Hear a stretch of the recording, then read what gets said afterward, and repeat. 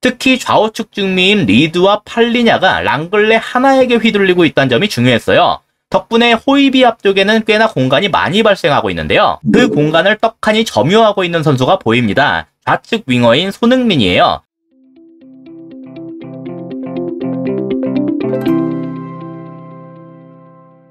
안녕하세요. 축구 보는 기자 축복입니다. 지난 리뷰에서 로메로의 플레이에 대해 다뤘었는데요. 사실 반대편에서 나온 좌측 센터백인 랑글레도 공격적으로 아주 좋은 모습을 보였어요. 이 장면에서 그런 점이 잘 나타났습니다. 지금은 벤탄쿠르가 볼을 잡고 있는 중인데요. 한 차례 롱볼이 투입됐다가 여기에서 우당탕탕 세컨볼 싸움을 하고서 벤탄쿠르가 소유권을 가져온 상황이에요. 하지만 우당탕탕 하고 있었기 때문에 지금 안전하다고 보긴 힘들죠. 리드가 뒤에서부터 따라붙으면서 방해를 하고 있는데요. 그래서 일단 뒤에 있는 랑글레에게 볼을 넘겼습니다. 압박에 밀리면서 백패스를 했다고 볼 수 있겠죠. 근데 백패스를 하니까 그대로 더 앞까지 압박을 들어왔어요. 이런 모습은 몇 차례 이미 말씀을 드린 적이 있었죠. 아까는 호이비를 잡던 리드가 이제 랑글레에게 붙었는데요. 보시다시피 랑글레 외의 선수들에게도 대부분 하나씩 마크가 있습니다. 유일하게 아까까지 리드가 붙어있던 벤탄쿠르만이 비교적 자유로운 그림이에요. 그래서 랑글레가 바로 보낼 수 있으면 좋겠지만 리드가 오는 방향이나 랑글레의 주발을 생각했을 때 그건 힘들었습니다.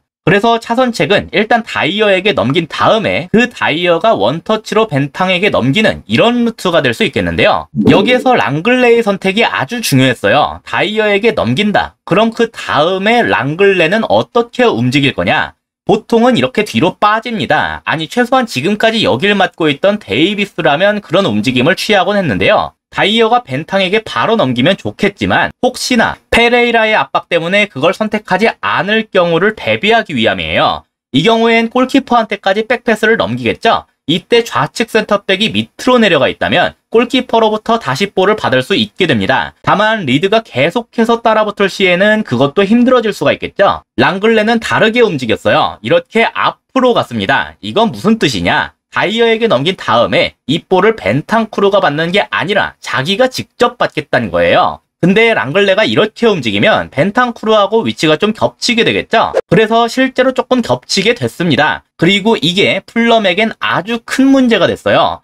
리드는 최초에 벤탄쿠르를 잡고 있다가 걔를 버리고 랑글레에게 붙으러 갔던 거죠. 근데 그 랑글레에 대한 압박까지 실패하게 됐습니다. 그러니까 결국 처음에 버렸던 벤탄쿠르에 더해서 이제 랑글레까지 자유롭게 된 거예요. 이제 위치상 이 둘을 방해할 수 있는 선수는 윙어인 코르도바뿐이죠. 그래서 원래 자기가 잡고 있던 세세뇽을 버리고 이쪽으로 달리고 있는 건데요. 여기에서 코르도바는 선택을 해야 했습니다. 랑글레한테 갈 거냐 아니면 벤탄쿠르한테 갈 거냐. 코르도바의 선택은 벤탄쿠르였어요. 사실 랑글레는 그래도 근처에 다른 누군가가 잡아줄 수 있을 거라고 기대할 순 있었는데 벤탄쿠르는 정말 코르도바 외에는 아무도 잡아줄 수가 없었기 때문에 이 판단은 나름대로 합리적이라고 볼 수 있었는데요. 일단 그 근처에 다른 누구라고 할 수 있는 페레이라가 방금 패스를 보낸 다이어에게 붙느라 랑글레를 잡아줄 수가 없었습니다. 그러니까 이 2대1 패스에 리드뿐만이 아니라 페레이라까지 무력화가 된 셈이죠. 그리고 여기에서 이어진 랑글레의 움직임 때문에 그 효과가 더욱 커졌는데요. 페레이라와 코르도바 사이의 공간으로 자기가 직접 볼을 몰고 들어갔습니다. 센터백 치고는 상당히 과감한 선택이었어요. 사실 아까 2대1 패스로 뚫고 전진을 한다는 것에서부터도 그런 기질이 조금 보였죠. 아무튼 그럼 이제 랑글레는 누가 막아야 되냐? 위치상 호이비를 잡고 있는 팔리냐가 잡을 수밖에 없습니다. 점점 풀럼의 전방 자원들이 하나씩 뚫려가고 있죠. 특히 좌우측 중미인 리드와 팔리냐가 랑글레 하나에게 휘둘리고 있다는 점이 중요했어요. 덕분에 호이비 앞쪽에는 꽤나 공간이 많이 발생하고 있는데요. 그 공간을 떡하니 점유하고 있는 선수가 보입니다. 좌측 윙어인 손흥민이에요. 이전에 볼이 좌측에서 돌면 손흥민이 내려와서 공리 역할을 한다고 말씀을 드렸는데 지금도 그런 겁니다. 차이점은 이전과 달리 손흥민이 활용할 수 있는 공간이 엄청 많다는 것뿐이었어요. 본래 손흥민의 뒤를 잡고 있던 것은 풀백인 테테였는데요. 근데 지금은 마크맨이라고 보기엔 너무 거리가 멀죠? 이건 당연히 밑에서 뛰고 있는 세세뇽 때문이에요. 그래서 풀백과 윙백의 대결이라고만 보면 뭐 이게 자연스럽다고 할 수도 있는데 실상은 조금 달랐죠? 아까 말씀드렸다시피 원래 세세뇽은 윙어인 코르도바가 잡아주고 있었어요. 하지만 랑글레가 리드의 압박을 2대1 패스로 풀어내면서 벤탄쿠르를 완전히 자유롭게 만들었고 이걸 막느라 코르도바가 세세뇽을 버릴 수밖에 없었다. 그렇기 때문에 본래 손흥민을 뒤에서 잡고 있어야 할 테테가 세세뇽까지 함께 볼 수밖에 없었고, 결국 이렇게 밑으로 내려온 손흥민에겐 넓은 공간이 주어진 겁니다. 이제까지 손흥민이 여기에서 볼을 받더라도 뒤에서 반칙을 무릅쓰고 강하게 들어오면서 밀어내던 상대의 수비로부터 자유로워진 것이에요.